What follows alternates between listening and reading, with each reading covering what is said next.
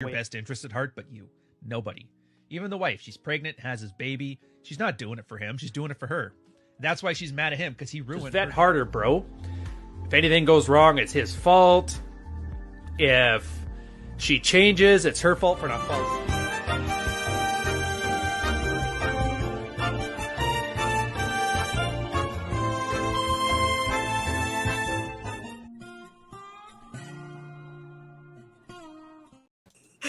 Good morning. Good morning. You have your own set of a-hole glasses. It's awesome.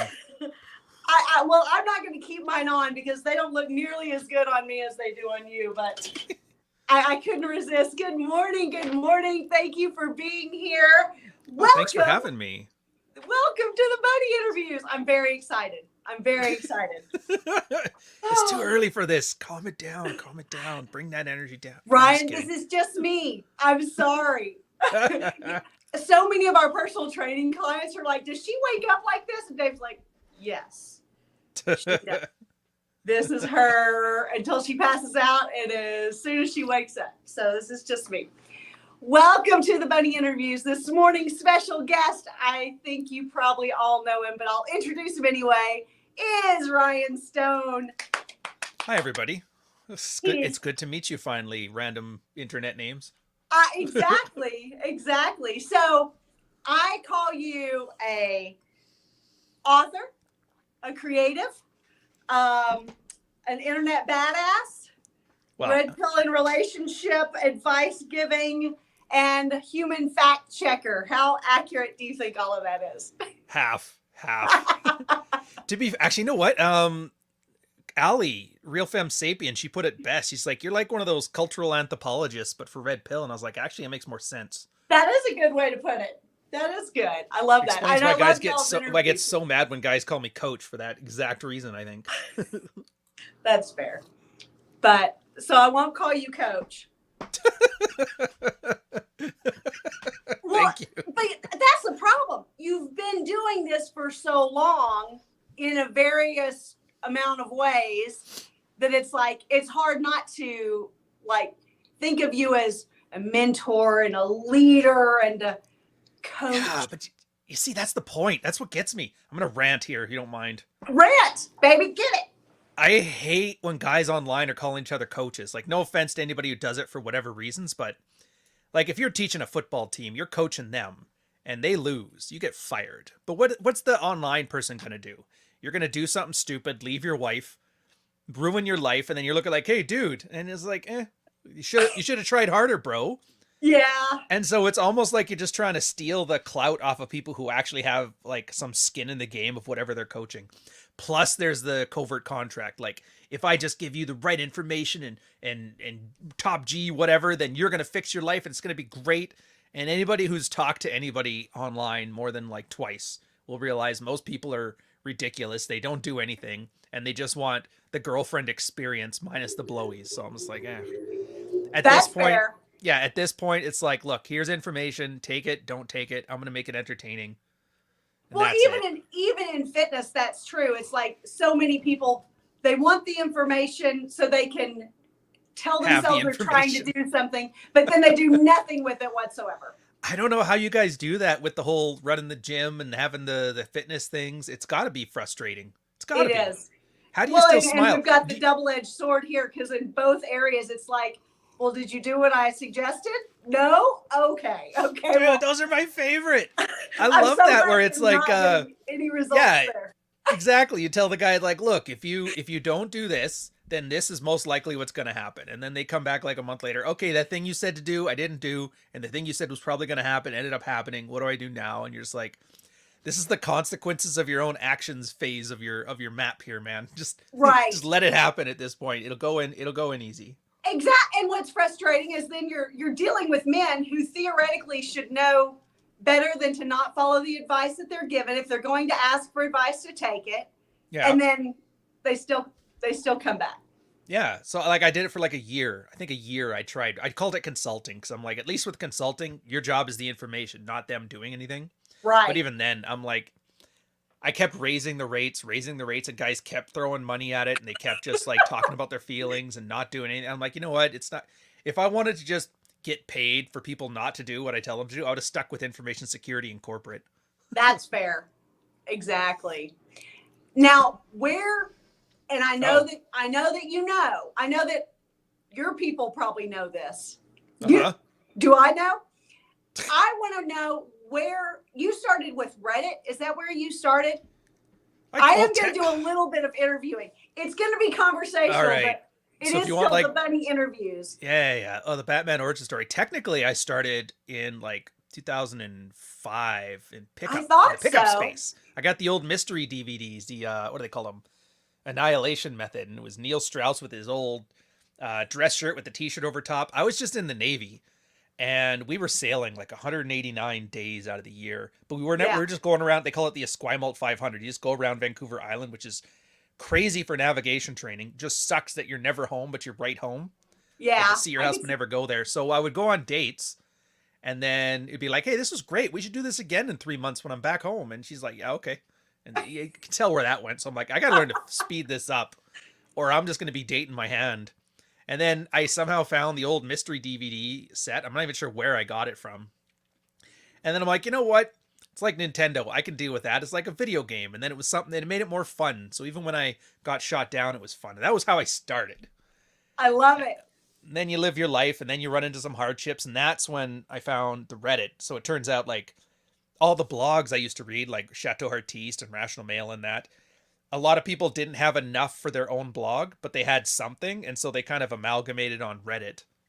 Yeah. And the guy even admitted, it's like, yeah, I went to the pickup community, and they just kept simping for women, and the MGTOW community, like the men going their own way, they would just rant about how women ain't shit. And he's like, there's got to be a place in here where I don't have to either vilify or venerate women. And that's kind of where that came from. And then from there, I switched over to this other guy, Solos, made the married version because this is such a...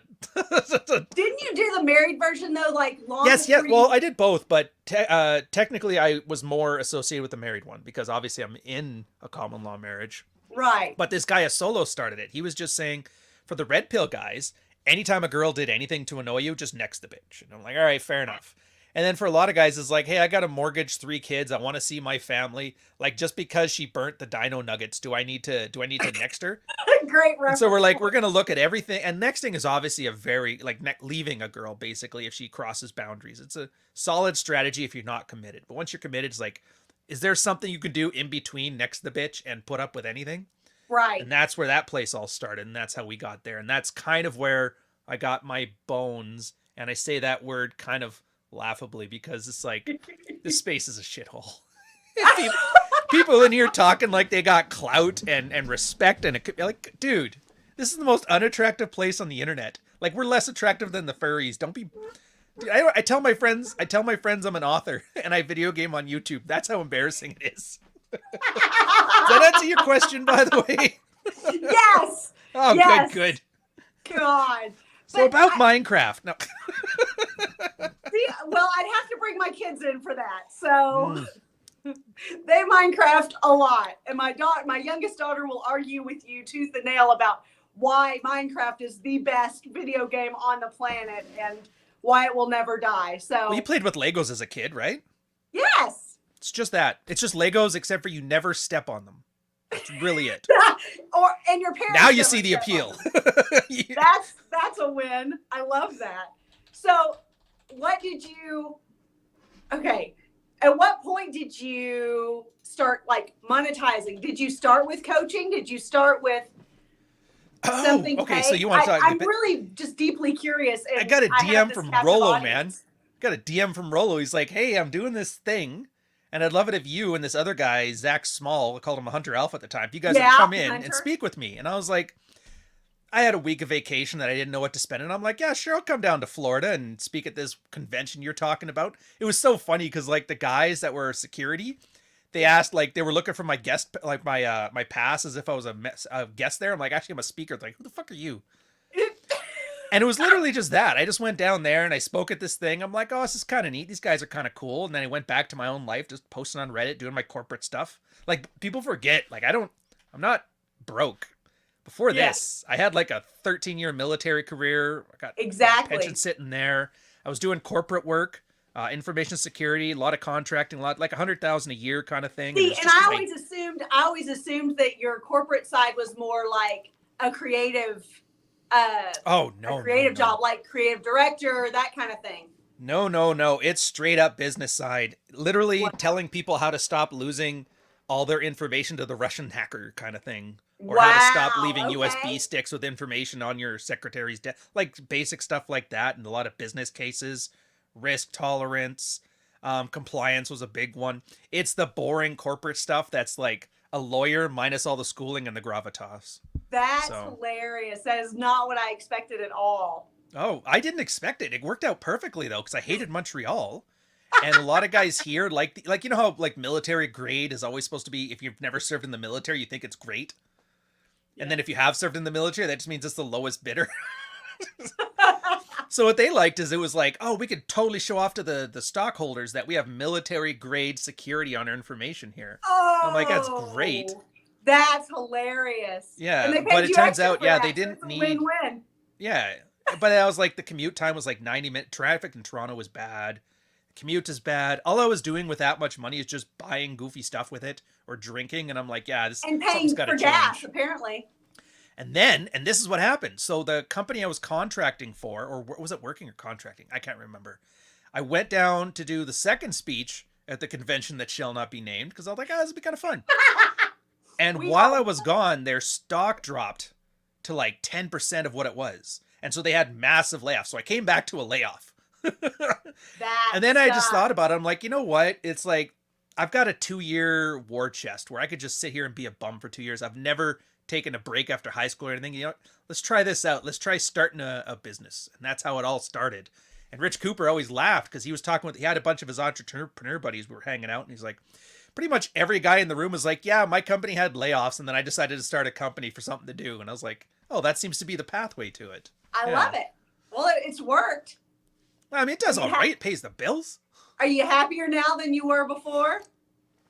Oh, I don't even know how to describe. Well, happiness is a choice. I don't think guys and I think so. Can wrap their heads around what makes you guys happy and what doesn't.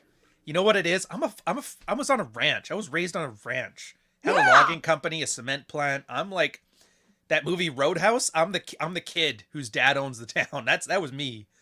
So for me, just at the end of the day, having something I can look at and build with my own 2 hands is nice. And yeah, I get it. It's a book or it's a video or it's goofing around with whatever, but at least it's something. I hated the corporate stuff where it was just you're constantly churning, but nothing's coming out the other end. I love. I don't know how. I guess I can see why chicks handle it because it's just drudgery. You guys love that stuff. You're welcome. It's complimentary. You handle my shit post well. I'm well trained. Yeah. And I mean, I wasn't even like, what's surprising to me is my father's not like a jokester. He's not, I mean, he's just like your classic, what you imagine when you think of like Texas cowboy. Oh, see, I picture Yosemite Sam because I'm Canadian. You might have to walk me through this one pit. No. Like, I mean, like just straight as an arrow, dry. You know? So like Marlboro Man kind of thing. Yeah, in a lot of ways, he definitely is. And so, like the negging, the teasing. I'm an only child. I'm the only girl. He was not like. I always said that I was really glad that I was born female and not male because I would have been like the biggest nerd as a male. But as a female, I was able to like get a good balance, you know. But I would have just been like on the debate club and I don't know, maybe a career politician or something. Interesting. It almost sounds like I'm originally from Alberta, and it almost sounds like Alberta is Canadian Texas, just like a colder version of what you got, because that sounds real familiar. Although my ranch was in British Columbia, so that would have been like a Californian ranch, I guess, or so. Seattle. What were you like as like a teenager? What were you? I mean, it sounds like you started working pretty much as soon as you could. Yeah. Well, I just wanted to get out of the house. I'm still old school enough. Remember the one where it's like at 17, you're like, I'm out of here. F these people. Yeah. Yeah. I went to school, graphic design. It wasn't the best idea, but I mean, parents offered no direction or guidance. Dad was divorced and gone. And think Yeah. he passed away when I was 18 anyway, so I wasn't getting any help from anybody. I just Yeah. liked art and I liked computers, and it was like a nice mix of the two. But yeah, it's like a kid as a teenager. Like I wasn't successful with women at all. At all. Were you unsuccessful? Oh, did dude. they ignore you? No, it's not that they ignored me. It's just I was clueless. Like I looked all right. I looked good enough. Compared to the rednecks I was competing against, I looked just fine. Sure, I may not have bitten into a rumble every weekend at the farm, but whatever. Yeah, no, it's one of those things. Like every guy, once you like get some success, you look back and you like realize how much tail you left on the table. You're like, dude, she was for it. She was for it. She was for it. I screwed up all that. I had a girl once in college. She spent the night. Made up for it. Oh yeah, dude, college girl spent the night at my place. Brought pajamas, came into bed with me. I didn't do nothing. I was an idiot. It happened so much that the guys used to make an extra thing of breakfast for her when we got up, and I was like, damn it. That's awesome. Well, they knew you weren't going to. Yeah. They wanted to get her when she let go of her. They were like, I'm going to be nice to her and make her breakfast so that whenever Ryan shits on her, she'll come. Oh no, they made me. Oh, I wasn't like this back then. I was a sweet boy back then. I was rebelling against my stepdad. Was like the asshole that slept with half the town kind of thing. Cheated on my mom a lot. Oh no. And so I did the standard guy thing where you're like, I'm going to rebel against my parents, and I'm not going to do drugs, and I'm going to college, and I'm going to treat women right. Not like that asshole. Hence why I was fucking stupid. Because it's like, he managed to attract 4 chicks, have kids with all of them, and marry, well, I guess all 4 of them. Married 4, divorced 3. It's like, clearly something there was working. Holy cow. Yeah. So you learned by watching in an offhanded kind of way. Well, I learned how not to do crack. I learned how not to have ex-wives. I learned not to get married from him. A great man. Showed me 4 times. Here, just in case you forgot. This is how you get a divorce and ruin your life again. Oh my God. But no, our town was bad for that. I don't know if you know this, but in BC, especially, there was a lot of logging. And the biggest source of exports was softwood lumber. You know, fir, spruce, pine, that sort of thing. Okay. And during NAFTA in the 90s, they had the softwood lumber disputes. You guys put a tariff on it. Decimated all industry. I didn't do it, in Ryan. BC. I didn't do it. It wasn't Oh, I know me. you didn't personally do it, but you know, Clinton Bush Sr. You are aging us. Yeah, but the thing is, that decimated the industry, and then the Hells Angels rolled in, and drugs started rolling in, and because guys weren't earning good money as like good providers, women were divorcing left, right, and center. Between that and the drugs, and and just regular redneck shenanigans, I watched like an entire city get decimated in every way that could matter. And so I think back to that every time I think about guys talking to me about being a good provider and a good father for your kids. I'm like, dude, once those zombies come over the hill, that ain't gonna help you. Right. Which is another reason. That's why the red pill stuff kind of resonated, because everybody's talking about all these whammon ain't shit memes and that. I'm like, there's another alternative to how people are. Like, most people ain't shit. This is all I've ever known. So the fact that I can avoid it is like a wonderful thing. Man, that's nuts. Yeah. Well, I can definitely picture your childhood now. It was like all that, but with dirt bikes. Dirt bikes and a Nintendo. See, now that I respect. Yeah. Like we had 1,000 acres to play with on our ranch, so it was pretty nice. And we had 2 of the main rivers in the place kind of meet there. Yeah. So we'd just drive up, go inner tubing down, dirt biking, run our quads around. Tons of dogs. So it was basically, it's Texas farm boy life. I was basically That's a redneck. awesome. I can totally relate to that. 1-ton trucks, all of it. Oh yeah, that was my first one, was like the 88 Chevy Cheyenne, the 1-ton. Remember back then where all like the primer was oil based and the paint was water based, and so they all flaked? Yes. So yeah, I had like the Dalmatian colored 1-ton Chevy.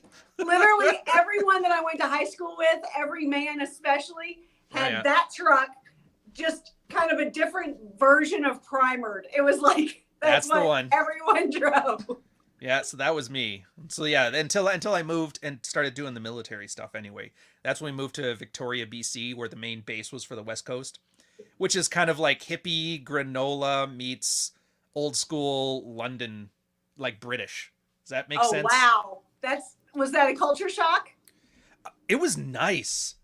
It was so nice. People were polite Yeah. and kind, and everybody shaved, and nobody smelled like sap, and I just liked it. That. Sure, the vegan thing was weird, but whatever. The coffee was nice. Oh yeah, I bet. I Yeah. bet. Okay, What the I hell want is to this? talk about this book, and I want to talk about it specifically for one reason. Uh-oh. Because, okay, I think that I remember when you launched the Fuck Files email. Yeah. Oh, yeah, the Okay. newsletter. Dude, we're talking old school now. Yeah, I think now, did this come first, or was that a collection? Was this a collection of those newsletters? Oh, okay. So this is like when I first got started to do this as a business, I started to learn from people who knew what they were doing. And the big concepts they taught me was marketing funnels and email lists. Yeah. I guess the email list is just you build up a giant list and then you provide something and then you basically use it for sales. Like I know girls have a lot of them where they're just like Sephora and whatever. Yeah. But for guys, you can't just put pictures of dresses and expect it to work. And I always thought that was kind of scammy where it's all you're doing is just, hey, if you like me, sign up to my email and I'll send you a bunch of ads for things that I can get affiliate sales for. So Right. And I hate doing more work than I have to. So I tried to find, how can I double up the work? Like make something count for twice. And Yeah. I was writing the book because Okay. I wanted to be a better writer. In the military, my writing skills turned to shit because if you've ever seen military writing, like they don't use the, and, or, everything's abbreviated. It's just gibberish. Yeah. And so I was writing the book and I thought, well, if I'm already writing, why don't I just take the parts that as I write them, condense them into emails? And I thought, well, if the person's reading this, I want them to have like a small, enjoyable read over like a smoke break or a quick like 10-minute break in the bathroom or something like that. So I tried to respect the guy's time, make them short snippets as I was writing it. And then, so it kind of came up together. And then once the book was finished, I'd send out the book. I'd stop sending emails because I was reading some of the other people. Dude, have you ever seen the emails from this space? It's rough. It is rough. I'm on, Dude, I'm on a lot of lists, and it's rough. I watched this one guy who I'll not mention who he is, but he's definitely eating a steak at the keg. If you know, you know. The inside joke, you'll get it. But yeah, he was just talking about how he went to the store and grabbed a bagel and carbs are bad. And I'm just like, who reads this shit? He's got like a 20,000 person email list. And a lot of what I try to do is just, how can I use these tools that clearly work, but not be a piece of shit? Well, I feel like a lot of people use in this space and even outside, use their email list essentially as like their journaling practice. It's just like, what am I feeling? What am I wearing? What am I thinking about today? It's like, no concern whatsoever about, like you're reading it. What do you get out of this? Not one person even thought to ask, what's the other person on the other end getting out of this? It's like, no. I'm gonna talk about me some more. Yeah, exactly. So my real question, because I'm me, the thing that came up with me, first of all, I did find myself in this book. You were the lesbian in chapter 5? What? No, I'm just kidding. No, I'm the dog walker. Oh, you're the dog walker. Yeah. Ooh. Maybe. Anyway, Yeah. The thing that I really want to know is how much did just like compiling this book make you just fuck like mad in your real life?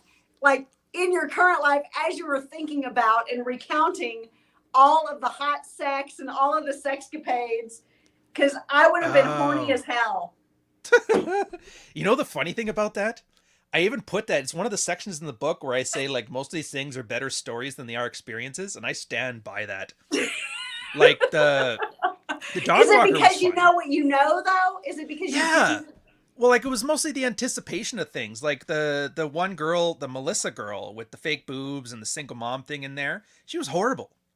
Is she the one who ruined fake boobs for you, Ryan? Yes, she is. I think she must have had a really cheap set. I think that's terrible. No, her spet was expensive. She was that was the problem. Now all of it, like the flight attendant in Dubai, she was like 6'4", and logistically it was just a pain in the ass. Oh boy, how real can I get? Oh, get real. Completely. Like there are no filters here. It felt like I was hugging sandpaper like the next day. Like that, it was a lot of skin repair I had to get going on there. So I went a little bit harder than I should have. So very painful. Awesome story. And the fact that I think I left it out of the thing too, where at one point her roommate was in the other room sleeping with some other dude, and I had to run to the bathroom for something, and I was wearing her fez from Omani Air, like they all these hats they wear. And so there's me running out to the bathroom or something like that, wearing this hat. I turn around and two other Naked, people like but in a stop. hat. Yeah, basically standing, full staffed and staring at each other, and we all just kind of give that minute where you realize, okay, let's just pretend none of this ever happened. We all go back to our thing. I think I had the wig on too, because they always wanted the girls to be blonde, and she was actually a brunette. But like, it was ridiculous. It was painful. The logistics of it wasn't fun. But when I tell the story, it's so magical, and I realized most of the guys bragging are like this. But yeah, as far as making me hot, it's more so about me with the buddies. Like, we tell these stories to each other all the time, and they've got their own. I love that. And that's why I toned it down for the book. Because I'm like, I learned this from the dinner party circuit. When I have friends, like in Montreal, there was a lot of friends from the academic, the schools and that. And they're like, I believe maybe like half of your story. And I'm like, fuck, I even toned it down for you, man. Man. See, and that's the problem. Also, I think that's the problem with it being your first publication like that. So you play safe. You play safe because you don't want to offend everyone. Oh, no. It's not the offense. I don't care about that. For me, it was just, I don't. Well, you fight with remember that? everyone Think of the reader. so What's the reader going to take from this? And if I make some story up that sounds like the never-ending story, nobody's going to read or care about that. So I try to make it more relatable. It was literally thinking about the reader on the other end. And sometimes I noticed a lot of the details, while they sound awesome, were more so about my like jerking myself off about how great I am than any lesson. Because I did try to keep it grounded in. I'm like, man, what if Peterson wrote a book that had anything to do with reality? That'd be great. And I always kept that in the back of my head. It's like, do they really need to know about the fez and the wig and the Omani? It's like, not that part of it. I love that, though. Yeah. I love that. Well, and I do like that about even your Fuck Files newsletter book, because there's the stories, but there's the lessons. Yeah. There's a lot to be said for hindsight. Yeah, and if there's no lessons, then what the fuck's the point of you reading it? Other than you think, oh, I'm awesome, I want to see what he's doing. It's like, nobody's that awesome. There's no Nobody lessons is. in the what were they called? The Playboy letters? No, the letters were I can't think of what are we talking about here? Did you do an email list and you forgot the name of it, or? No, they've been around forever. They've made the penthouse letters compiled into books. What? You talking about the penthouse letters, like Dear Penthouse, yes! blah blah blah? Yes! Oh, okay. Okay. Those are all just stories. No lessons there, but people read them like crazy. I mean, not that I ever have. Yeah, just I mean, if you kidding. want to go that route, you totally like could. I guess just for me, like, I'm glad you enjoyed it. I really am. But it's yeah. Keep in mind too, that was my first book. I have no frame of reference. The one thing I learned really quickly is never talk to other authors, because they're horrible people. I tried it once. I'm like, all right, a writing community would get together and it'll work out well. And all it was 500 people. Like, I've been working for 5 years and I almost have the setting of my sci-fi masterpiece done. And I'm like, you know what? Fuck this. I'm busy writing. I don't got time for this. And I didn't know how to write. So I'm like, all right, I'll just read some books on how to write better. Stanley Fish's How to Read a Sentence, How to Write a Sentence. Or no, that's, no, was that Stanley Fish? Yeah, no. Yes, because Simon Lancaster is the one about speech writing. And so those are my two go-tos. And then I'm like, I need an editor, because I'm reading this. I edited it 3 times myself, and I'm like, it still sucks. So I had to hire somebody else, and they're like, yeah, you're supposed to hire somebody else. I'm like, all right, fair enough. It goes a long way. You get what you pay for. Catfish me. Never been catfished in my life until I hired an editor. Clary told me, it's like, yeah, Clary told me, get a woman, because they look at language different and they'll see things you don't. I'm like, perfect. So I found this New Zealand chick, PhD, vetted by this place called Freelancer. I'm like, that works. Costs like a couple grand, but I'm like, yeah, it's worth it. And then, as soon as the book got finished, they changed their profile picture and name to some Pakistani dude who got a PhD from like Bombay Institute or University or something. What the hell? And this was like right at the release. And then I look, and then, Chesty got back to me. He's like, dude, what the hell? And I look back, I'm like, what the fuck? Luckily, Nick August, who's like, we're always shit posting on Twitter together. He saw it. He's like, I'm like, dude, he's like, yeah, I used to be an editor. Who's this? You should have fired the guy. I'm like, I got catfished. And he's like, here, I'll fix it for you. And so I threw him some money. He fixed it at the 11th hour. Kudos to him. That's awesome. But yeah, and so yeah, from now I will never not recommend him for anybody who wants to do editing. Now he started from the ground floor editing the second book. That's why it's much more legible. I love it. I love it. You want to talk about the second book? Because I do. Oh, so it's whatever you want to talk about. I'm here for you. Hey, Aww. Look at you I go. freaking love this book. I'm glad. I think Thank you could never write another book, and this would be greatness. Oh, you don't know. Oh, you don't know. All right. I wasn't actually trying to write a book on Frame. Going to be Dread. I love it. Dread. The book was supposed to be Dread. When I was writing it, it was all about that. And then, like, I know for a size of a book, you don't want it too big because then by the time you finish the book, people forget what's in the beginning. Then you're like Tim Ferriss's books where they're like this thick. Exactly. And then if it's too short of a book, then people feel cheated of it, and you clearly not got a grand enough scope. So it hit about 112,000 words. Now, normal book between 60 and 70. 80,000 is kind of pushing it. So I'm like, at this point, all right, clearly I can make 2 books out of this. So I thought how to split it up. And yeah, like the building a frame and then Dread seemed to be like a natural separation mark. And so that was how that one worked. And then I lost all the work in some hard drive and backup failures, and I had to rewrite like a third of it. So that was pretty cool. Oh, my God. Oh, no, it's fine. Honestly, most of my writing process, because like I said, I'm not a very good writer. I just write it and then I rewrite it 3 more times until it's at a state where I can look at it and like, all right, now an editor can understand it. So technically for every book I write 4 manuscripts and then pass the last one off to an editor. No wonder they take a little while. Yeah. But my art teacher always called those happy accidents. It's like you drop the brush on the canvas. What the fuck? Like you turn it into trained by something Jackson else. Pollock? What the fuck? But seriously, it's like better start talking to me like Deschamps, motherfucker. That's one of my oldest memories of you. Was I had posted a video back in like 2018. Yeah. And classic, classic offhand comment. Instead of commenting on the video, you commented on a painting in the background, which I had done. But we had a great conversation, and I loved it because no one else. I remember that one now. Yeah. Yeah, it's still hanging in my living room. Well, that was my thing in university before I got the graphic design degree. I was majoring in art history, so I was meant to be a starving artist. Yeah, exactly. I was starving, and I did art, but I just didn't like it. Well, turns out it's not great until you die.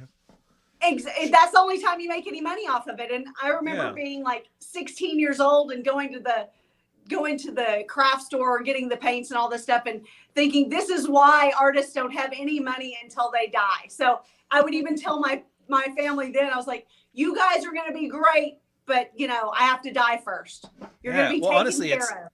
You know what it's like? It's like you ever watch carpenters on YouTube, like them building tables or whatever? Yes. It's kind of like that, because automation really ruined art. Art used to be like masonry. It was a trade craft, and you'd go to the school. Like if you ever go to the Van Gogh Museum, you'll basically see a studio where he had, 20 guys in there. He's teaching how to be artists. And then somebody would come in to commission a painting. And if you paid, and all of his artist people would paint the backgrounds, and he would usually just paint the face and the hands. But if somebody paid extra money, he would paint more. And so it really was like a business. And people, I love how people think art used to be about some passion tortured artist. It's like, no, man, basically bricklayers with brushes. Exactly. And then photography came out, automation kind of came out, kind of ruined the whole thing for that. And so now that's when you got guys taping bananas to the wall and selling it for money. God, it sure got its 15 minutes of fame though. Oh, good old, look at you referencing Warhol. That's where that came from, the whole 15 minutes of fame. Yeah, it's Andy Warhol. Well, and I mean, I don't talk about this side a lot, but my family's business. So my dad had a corporate job. We talked about this a little bit whenever I was on your cast, but my dad had a corporate job. He was a jewelry executive. Then he essentially didn't want me to be a brat. So he moved over and changed where we lived, everything about how we lived, and went into law enforcement. But then in the process, he really found a fascination with learning the manufacturing side of jewelry. And so we created a brand based on custom jewelry manufacturing. I don't want to say too much because then you'll be like, oh, you're mean that company. But And my dad would be like, thank you so much. What are the odds that there's some psycho in chat right now that'll try to wear your family as a skin suit if they have some information? I want to come back to that. But in the process of 3D printing and, essentially people being able to just make stuff with no skills whatsoever, because I do all the design for our business, it is frustrating to see the automation side of things kind of take over the artistry of it all. Yeah. I mean, there's nothing new to that either, though. Like programming is kind of going through that now, where guys who used to program in assembly got really mad that C++ was a thing now. They're like, you should be able to know how to move memory registers. The whole point is like moving up the levels. I'm totally doing a Peterson right now, but that levels of abstraction. Yeah. So before, where you had to know all like wet on wet, light on dark, all these different painting techniques to make a proper painting, you had to go to school. They automate a lot of that stuff with Photoshop, so now you can focus on higher level stuff. It's not same as like manufacturing. You don't have to know how to shoe a horse anymore or blacksmith things. You can stamp all of it, but that's always it. Everybody has to just adapt as we're trying to make things easier for us so we can focus on bigger deals, which totally ties back into sex if that's where you want to go with it. Woohoo! Always. Yeah. Well, you know what I mean? That's what gets me. Everybody's like, I wish it was like the olden days where your mom and dad would pick a wife for you and then she slept with you on the thing and then you gave the sheets to the town so they could confirm, yeah, they're virgins, look at the sheets. And I'm like, why would you want to go back to that? And even if you did, like, it's never coming, not unless like some nuclear holocaust happens, in which case your fat ass is probably dead too. So yeah. Yeah. But nowadays girls are all hooked on social media. Well, get on social media then. That's I don't right. like it. Exactly. Well, yeah. Well, guys sounds are hooking up on social media too all the time because they're playing the game. Okay, I want to talk about skin suits. Because I feel like I should have a glass of whiskey and take a drink every time you say that. And I'm probably the last person in the world to know where this comes from, but I really want to know because I also saw it in your frame book. So I want to know what the skin suits references to.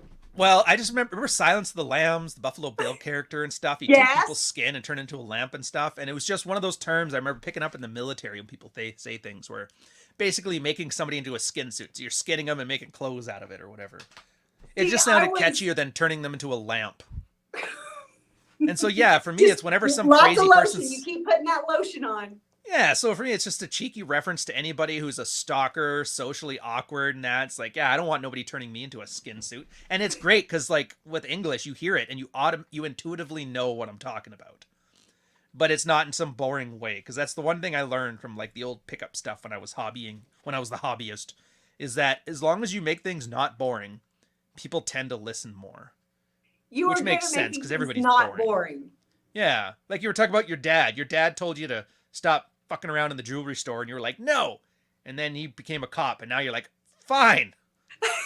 Because cops have a much more interesting life in Texas than jewelers. Jewelers. Yars. Yeah. But yeah, it was just one of those. I like little cheeky references like that. It kind of makes little inside jokes. From a branding perspective, it's good too, because then once you have kind of your own internal language, and that's the one thing I learned from the Red Pill, then everybody can kind of talk with their little code speak that the normies don't understand. It makes you feel like you're part of something, even if it is just like a little one of like unattractive men on the internet or whatever it is we do. Yeah. That is what Fort Worth says a lot, is that when he was first studying, CHATEAU and mystery and all of like a little bit older school guys, whenever he was around first getting started here, it was the language, you genuinely had to like kind of understand the language first before you could make sense of any of the other stuff you were studying or reading. Yeah, used to be good. It kind of sucks now because with the White Claw Power Hour running its magic. Or what's the Pearly one? Pearly and the KKK episode of the Goosebumps or whatever. Everybody just uses the jargon, but they don't know what it means anymore because the marketing guys just throw it out. Like you wouldn't believe how many guys like, I just came here from Fresh and Fit. I'm ready to oak that hoe. And they're like, what the fuck are you talking about, bro? So come on, man, this is out. And like alpha male's the worst. Oh, I fucking hate it. Alpha used to be such a great term, man. It was, if it made a girl wet, it was alpha. And if it was like based on relationship comfort, it was beta. And it made sense and it was perfect. And then people started switching godliness and goodness for alpha male. And that's when everything just went to hell. And now as soon as you mention anything about alpha, people are like, what? Like the guys with the white claws? You're like, fuck. Well, I think the same is true with alpha females. People have what the hell such a misconception. I mean, they don't even go hand in hand. I love when chicks talk about that. It's so ridiculous. Like alpha female. What's an alpha female? I spent 10 years on my PhD and I don't want no man. It's like, I'm not sure that's alpha by any. I don't know. No. It's like, give me the do words mean anything anymore? Like, why are we even trying? And the agreeable personality. There we go. Yeah, and then people start buying into it by like no, alpha female is actually this 20-year-old in a bikini. And I'm just like, why are you using the language of tards? We don't need tardology arguments. And that's kind of how this is how everybody gets sucked into stupidity, is that some idiot will come up with some stupidity, and then everybody else will use that stupidity to argue against the stupidity, which ends up validating the stupidity as a viable alternative. I'm saying stupidity instead of the R word because I'm trying to like terms of service friendly here. How am I doing so far? Up. Well, I just don't want to nuke your channel. I don't mind nuking mine. It's my own damn fault. But come on to your channel for once. I'll Nick Fuentes the shit out of it, you know? I'm like, and that was the one episode of the Bunny interviews. Thank you so much. Exactly. Yeah, I hate that because now every idiot talks about, what was the other ones? There's other terms you guys hear where it's like ethical pickup or ethical seduction. Like what the free range organic seduction? It's like, dudes, shut up. That couldn't sound less sexy if it tried. Yeah. Or that one girl, fourth wave feminism. I'm like, what the hell is that? I thought we were on 3 waves. Well, fourth wave is like basically wearing trad life as a skin suit. Like I'm still a feminist, but I bake bread and I pay lip service to men. And it's like, why? And I'm supposed to sit here and argue against that fourth wave feminism is bad. I'm like, how about we argue about which unicorn is best on a steak night? I'm like, I don't fucking know. Talking this nonsense to me. Or some of the, do you remember some other ones? Give me some other ones. I'm thinking of a few right off the top of my head, but I'm having trouble. Other than the ethical pickup, alpha female. Well, I mean, there's always the different version. There's alpha. There's different versions of alpha. Like the Lambada, Omega, Sigma. Yeah. Damn Vox, dude. It's that right-wing Catholic Twitter Vox Day guy did that, which sucks because there was some use in it, but it has nothing to do with Red Pill at all. Right. At all. Did you ever read his? So far from no, I have not. Yeah, it actually has. It was a decent thing. He called it the socio-sexual hierarchy, and all he did was like a botanist would.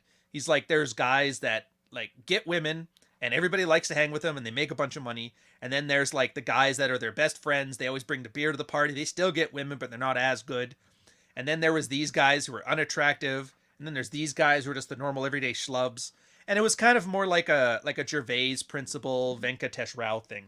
Made perfect sense. But then some guys like, hey, we're talking about dicks.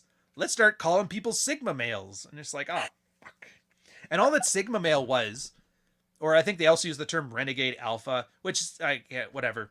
It's just all it meant was the guy, like that top 20% of guys that get all the women that people love to parrot around. Yeah. That's per social group. But humans, there's not just a single social hierarchy in the world, and that's it. There's like, we're like a matrix. So it's like, you're part of, this band, you go to this bar as a regular, you work at this job, you have these like network of friends and family friends, and all those are different little social matrices, and there's a top 20% in each one of them. So Sigma was just a way to describe if you were part of the top 20 of other groups, but not of this one. Where it's like, weird, he's acting like he's top tier, but he's not top tier in this group, but he's top tier in that group. Right. That's all that was meant to do. But then people started talking about it, which is funny enough because he called gamma male, which is the only term out of all that I actually liked. Basically narcissistic personality disorder, antisocial personality disorder. And he would talk about gamma males and secret kings and guys who like, I'm better than everybody. They just don't understand, like Elliot Rodgers shit.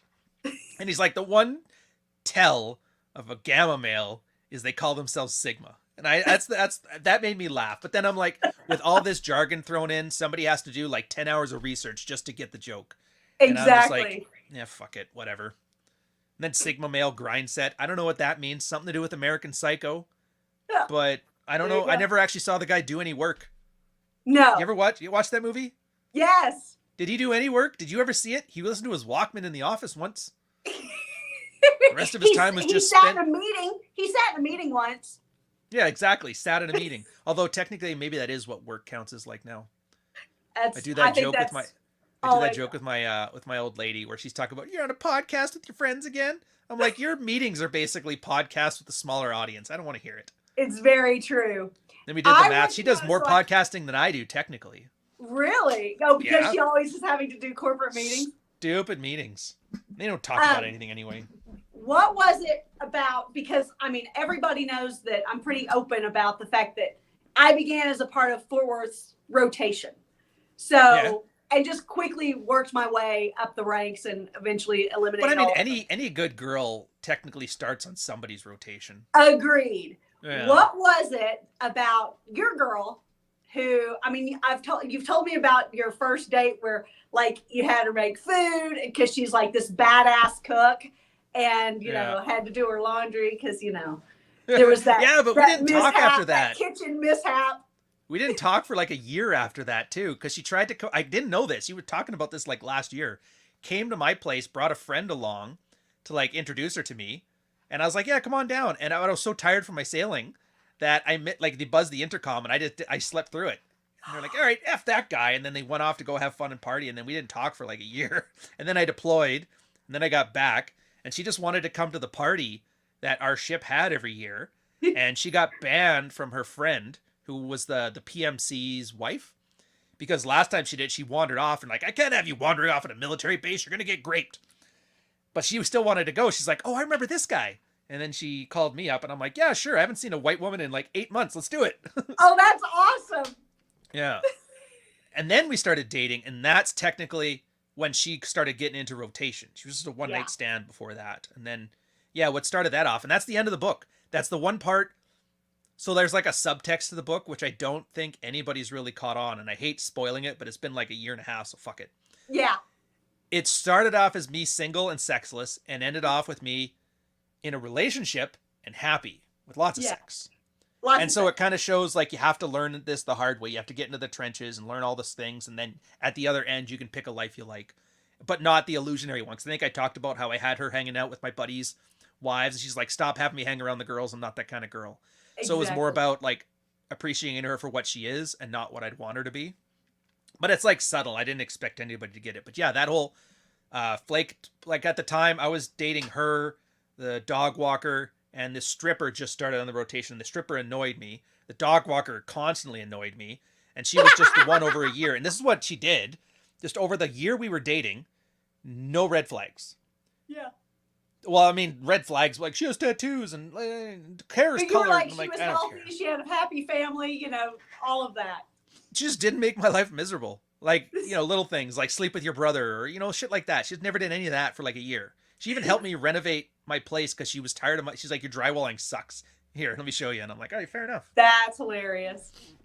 Yeah, the dog walker never did. The dog walker, I mean, she swallowed and she let me, dude, I swear some girls just love to be treated like crap. I'm not sure why. I just know they do. And the only reason that ours didn't work so well is one day I broke character. I'm like, why do you let me treat you like this? I remember. I don't know. It's fun. I mean, I remember in the book. Yeah. And it was right about then that I'm like just sitting here. I'm hungover.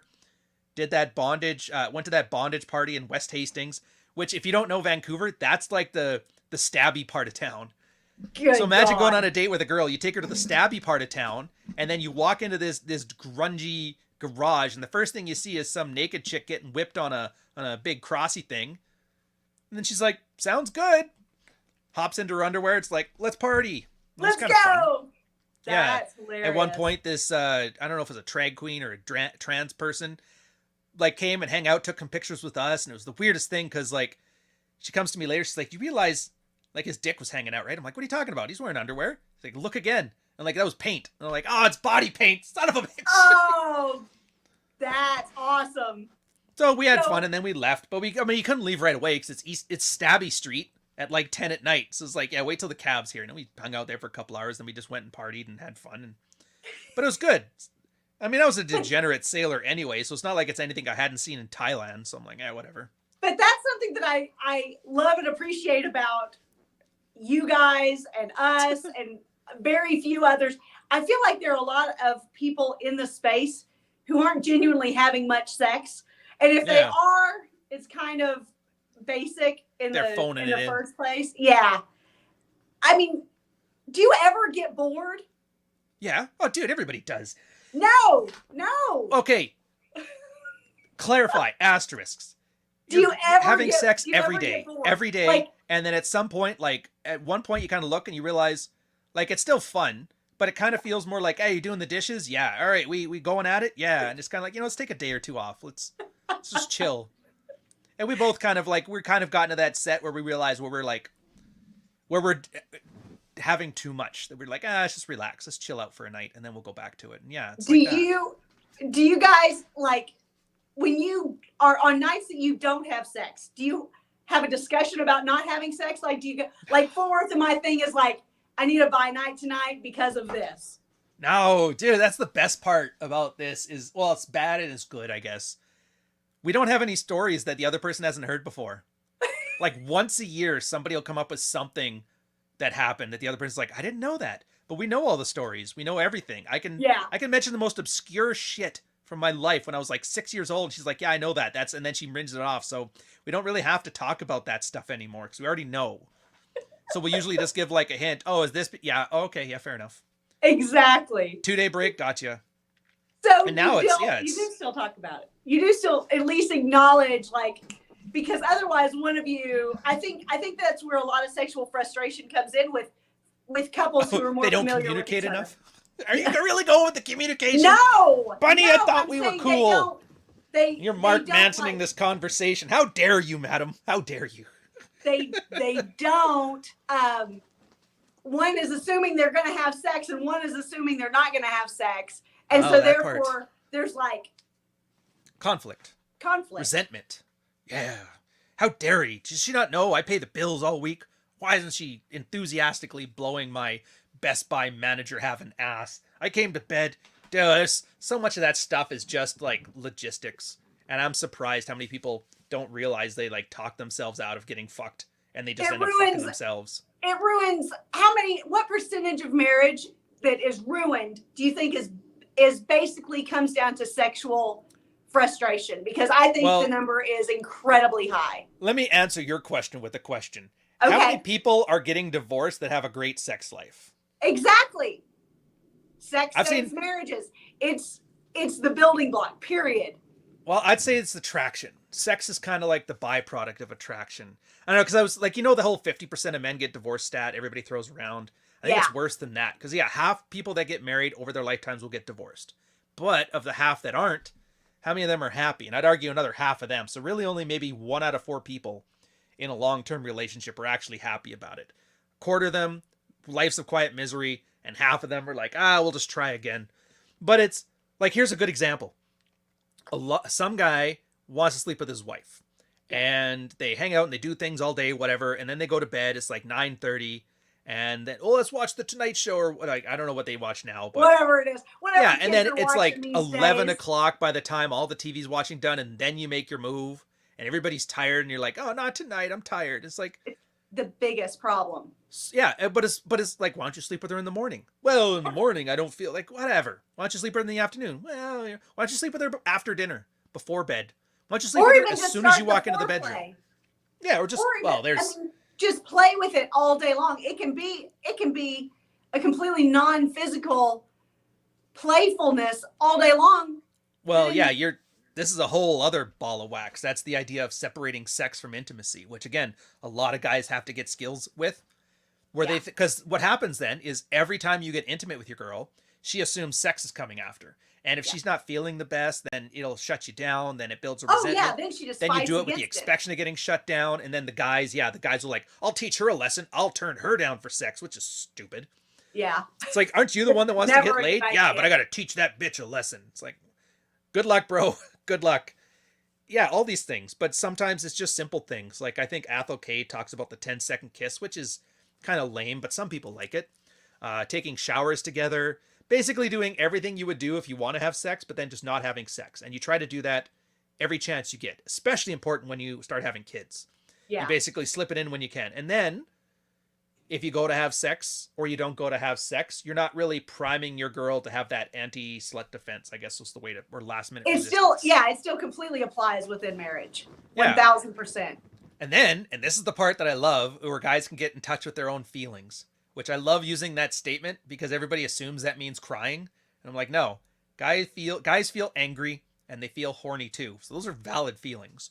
So if like you haven't been laid in 2 weeks, you're probably a little bit on the cranky side. Yes. Probably not feeling particularly nice and kind. So your girl kind of gets a signal. It's like, dude, he hasn't been laid in a while. He's a prick right now. And sometimes girls are like, it's time to do the wifely duties. That's the other one. Everybody thinks that girls are like men.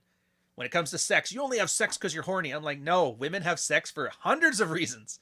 Exactly. Being horny is like the 752nd out of 800 reasons women have sex. David Duss is great for that. At what point in the number of days, like how many days does it take you to start getting cranky if you haven't had sex? Well, I mean, again, you got to put a big asterisk on that. Like, let's say you get COVID. Obviously, I'm not going to be, it's 2 weeks, but you know, COVID sucks. All things being like healthy and balanced and equal. Yeah. Oh, I couldn't put a time on it. I just let the process take its thing. Like, just be honest with yourself. You know, but you know what I mean? Like, I don't want to have to assign a number. Like, I'm not spreadsheet man.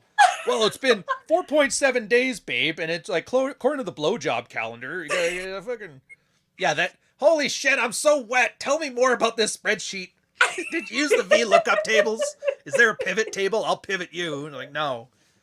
You just go through your life. You're doing your intimacy thing. You kind of try to make it. And that's the whole point of this. The whole point of like Frame and Dread is you want to make all of these attractive behaviors natural. So you don't think about it. But you have to think about it a lot to practice it to get there. Well, I think. And so if I'm in the mood, I'm in the mood. And if I'm not in the mood, I'm not in the mood. And if she's not been in the mood and it's been long enough, I start getting cranky. I don't consciously act cranky. It's just I'm cranky and I don't hide it, which a lot of guys do. They hide the badness. That's no more Mr. Nice Guy stuff where I'm sexually depraved and cranky about it. But, you know, anger is bad. Women don't like angry. So I'll pretend everything is good. And then, like, is it any wonder your wife hasn't slept with you in 6 months? For 6 months, you haven't let her know anything's wrong. Oh, I'm happy, honey. What's the matter? Nothing. I'm great. Not tonight. Okay, fine. Go jerk off in the bathroom, get resentful, and then 6 months later, you fucking blow up. Didn't give her any warning. It's like, what do you expect to have happen? Dude, everything was great, and then one day he just exploded for no reason and started ranting about anal sex. I don't know. I do think that's one of the main ways that men step on their own dicks sexually is that they only bring out the sexual foreplay when they're actively trying to pursue it right that minute. Yeah. She needs a little bit more warning than that. Yeah. Exactly. And it keeps the fires burning. But guys have been told to be embarrassed about their sexuality, man. They're told everything about them that's masculine or manly or whatever you want to call it. It's embarrassing. You shouldn't want to have sex with girls. You want to be their friends first. It's not even so much that you believe it. It's just that your mom and your dad fought and you kind of base your relationship on that. And then, of course, if dad's in a dead bedroom, of course, you're going to be in one too. Yeah. Dad just ended up sleeping with girls by being a dick. I'm never going to be like that, asshole. And everybody's like, oh, you're such a great friend. I don't get it. None of this works. And then they get married eventually when the girl's turning 30 and has the baby rabies. And they do the same things, like never be angry in front of her. If I'm sexually frustrated, never mention anything. And then if they do, they follow we'll just communicate more. Tell them about your needs. It's like, dude, chicks know guys like to fuck. That's the last thing in the world. Yeah, here, my needs are this. She goes, I don't give a fuck. So many girls, I'm surprised guys don't know this. A lot of married girls, bluntly honest disrespect for that. I don't give a fuck what you want. Yeah. And that's what happens when they don't, I don't want to say fear you, but it's like missing a respect or a desire. Like, you'll do that to some dude who's like, oh, would you like to go to the movies someday? But if, like, you know, your hubby there, Fort Worth, if he starts giving you the stink eye, you'll be like, oh, I better start acting right. So it all kind of ties. Comes into play. That's well, where and the frame, yeah, and frame is tricky because there's all this stuff. And it's the same action if you have frame or not have frame. And I don't want to say it's like a mindset difference. It's almost like the motivations. Yeah. So, for example, not putting up with, hypothetically with your shit is not because if I know I do this, then she'll act more attractive and then this. That's basically me being in your frame, being reactive, trying to get you to change things. It could be the same behaviors. And either subconsciously you'll pick up on the tells of my validation seeking, or subconsciously I'm giving body language that's incoherent and incongruent with it. As opposed to the guy, it's just like, I put up with what I put up with, and I don't put up with what I don't put up with. Same behaviors, wildly different results. And it's hard to articulate that in a book. And that's why the whole first section has like the large chapter on like how to deliberately apply cologne that you like, or how to shave your balls, and all these basic things. But it's so good. You did. Yeah. You covered it incredibly thoroughly, but tastefully, let's say. As tastefully as one can. What kind of, and this is my last question. I know that you have a packed day also. What or want to actually relax in your day and play Minecraft? Oh, it's Substack day today. It's writing day, so it's all good. How many what percentage of men do you think strictly find this kind of information once they've completely been destroyed by a relationship? Whether it's a full-on divorce. 100%. Yeah. Dude, nobody's gonna... We're built to be lazy, because lazy people survive and they don't spend calories. If you're not zeroed out, you're not giving a shit about any of this, because your life is, even if you're just like muddling along 4 out of 10, it's your brain will refuse to have you do new stuff as long as it's getting along. You have to have a fight or flight, identity crashing, zeroing out, she divorced me and took my brother kind of story. And for your brain to kind of kick it like, look, dude, either we're going to die in a ditch or we're going to have to figure some shit out. And that's the only time guys actually pay attention to it. Tanner Guzzi, Mormon guy, great guy. He was there with me at the first 2 years of the convention, even mentioned that. Yeah. So is there any way to get guys here without going through that hardship? And he asked Rolo that. Rolo didn't really have an answer, but I'm like, just look around. Find one guy who isn't here from hardship. And then maybe we can answer that. Like, I don't think it works any other way. I really don't. Well, that's so if like, anything, girls being super cunty is kind of doing a service. Yeah. Yeah. Bless them hoes. But that's just like whenever, people want to mentor teenagers or whatever that they see in their lives making bad choices. And I'm like, people tried to mentor me when I'd make a bad choice too. But what would you have said in a way that I would have actually heard it? Because that's a completely different thing. You may not actually hear it for 20 years if you're 19 and know everything. No, you got to stick your fork in the electric socket. You got to go learn this one the hard way. What is the best piece of relationship advice that you give? One thing. Oh, well, I don't know if there's a best. I guess a good one here. So it's not your job. The relationship is not your job. I think that's the best one. That is good. And a lot of people look at it and hate it where guys think they can fix the relationship. They can do this. It's like, it's not your job. Yeah. Women, and it's Briffault's law. Yeah, they're a woman's job. If you want a relationship, you will make the effort. And the way I drive the point home is like, look, take a just intuitively, everybody knows, take a relationship where the guy doesn't want to be in there, but the woman is super invested, and vice versa. Which one of those can you see actually like lasting? Right. And everybody kind of knows, like, yeah, well, the girl's really fighting to keep him loyal, and he cheats on her all the time. He does drugs, all this stuff, but she loves him and she keeps him. Those ones last. But the one where the guy's like, I'll spend my life savings to see my kids. She's like, I don't give a fuck. That's true. So everybody kind of knows it. They just have to like associate it and map it to what they're actually doing in life. And that's the tricky part. Yeah, it's true. Yeah. Which is why rotations also are the best way to find a girlfriend or a wife or a serious, because then you know who's chasing you, and because you're not deeply invested in anyone. Yeah. Girl. You should start looking with your eyes and not with your heart. Aw. On that note. Fair enough. Yeah. Thank you so much for being here. Thank you for allowing me, Ryan, to interview you. Thank you for being it's been brave fun. enough to be the very first person in the Bunny interviews. I appreciate that. Honestly, you're not anywhere near the top 5 on people collabs that I regret. Not even top 5. You may be 6th. I wish I could ask you what number 1 was. Oh, we already know what number 1 was. The Make Women Great Again. But like, if this guy was, I wouldn't piss on him if he was on fire. He's number 1. I'm telling you. Oh, thank you so much. Thank you everyone for tuning in. These look terrible on me. But they look great on you. Oh, thank you very much. You all. Just sucks because now you can see the reflection and everything here, which I guess is just me looking back at myself. But that's the story of our lives right there, isn't it? yeah, exactly.